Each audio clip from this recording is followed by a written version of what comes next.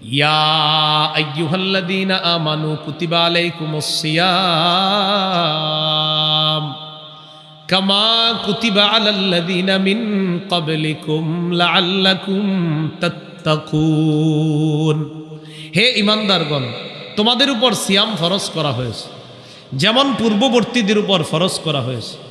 পূর্ববর্তীদের ব্যাখ্যাটা আছে, অনেক ব্যাখ্যা।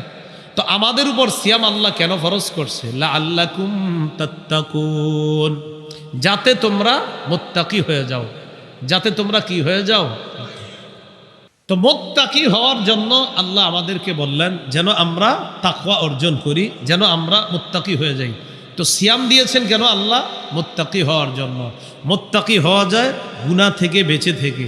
আল্লাহ সূরা কফের 31 নম্বর আয়াতে বলেন, ওয়া উজলিফাতিল জান্নাতু লিল মুত্তাকিন, জান্নাত মুত্তাকিদের নিকটবর্তী করে দেওয়া হবে, গায়রা বাঈদ, দূরত্বে থাকবে না।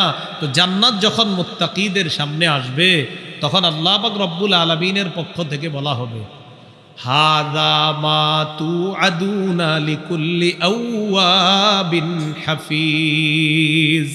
এটা ওই জান্নাত যেই জান্নাতের ওয়াদা তোমাদেরকে করা হয়েছে লিকুল্লি আওয়াব, প্রত্যেক ওই ব্যক্তির জন্য যে বারবার আল্লাহর দিকে ফিরে আসে, হাফিজ যে গুনাহ থেকে মুক্ত থাকে। বলেন হাফিজ অর্থ কি? যে গুনাহ থেকে নিজেকে হেফাজত করে, গুনাহ থেকে নিজেকে বাঁচায় রাখে।